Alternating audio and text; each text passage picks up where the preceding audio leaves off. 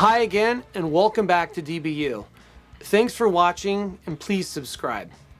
Today we're going to discuss gain structure or gain staging, a topic few students actually grasp well these days. It's a surprisingly misunderstood subject, but critical to our workflow. Gain structure is simply how we balance the gain controls in an audio circuit to maximize our signal output and minimize the noise floor and distortion.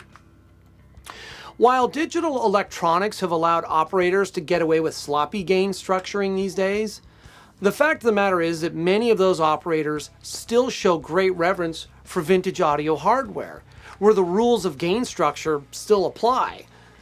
Essentially, as discussed in our signal flow lecture, every channel path has a series of amplifiers in it, and it's up to the operator to understand the optimal way of setting each control to maximize its output.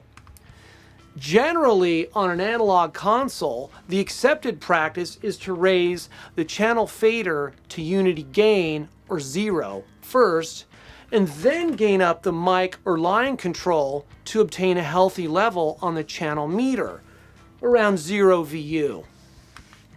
0 VU is a deep topic, which we'll get into deeper later on.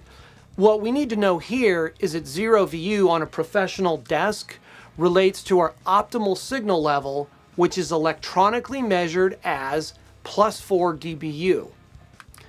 The 0 VU reference is used to confirm that we are far enough away from the system noise floor so as to avoid contamination, but close enough to clipping or distortion as to maximize our signal, but without actually incurring distortion.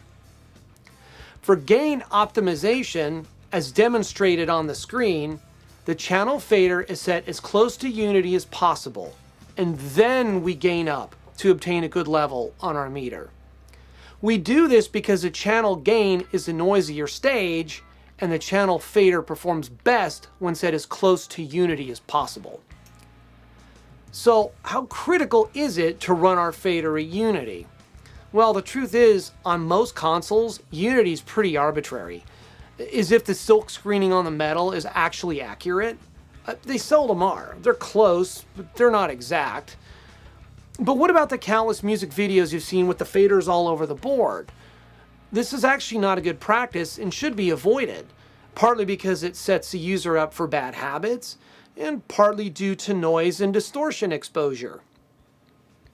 The channel amplifier is optimized to run as close to unity as possible, not 15 dB below or 6 dB above. You know, I've sat in on workshops with legendary engineers, and this has been a topic of disagreement. Many of them tend to be sloppy with their gain structure. Sometimes it's simply because they just don't know or care.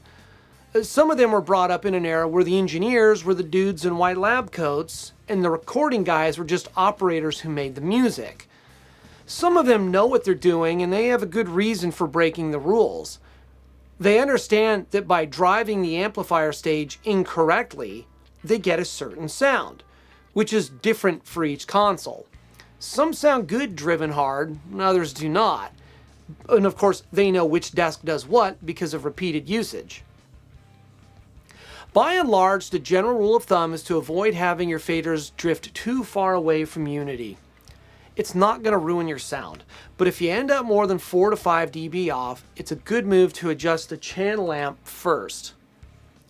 Keep in mind two things though. Any device in your path that adds gain will affect your structure on down the line, like an EQ or compressor. And if you have a dynamics device on your inserts when adjusting the gain, it's going to throw off their thresholds because the channel amp comes before the insert.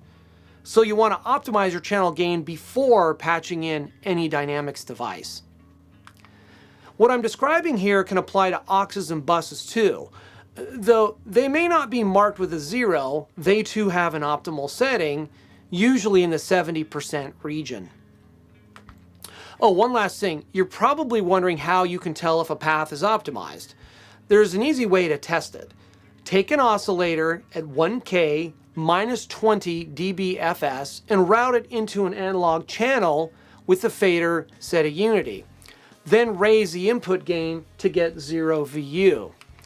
Place multimeter probes on the hot and cold leads of the channel outputs, and if you have set everything correctly and -20 is your reference, your meter should read 1.228 volts, which equals +4 dBu, or our 0 VU reference. If it's off, you know either you're on a semi-pro piece of gear or your system is out of calibration. Pro gear usually has a method to adjust for off calibrations. Semi-pro gear usually does not. We'll dig deeper into this topic as we go along, but this is all for today. Please feel free to leave a comment or ask a question. Thank you for watching. Until next time, cheers.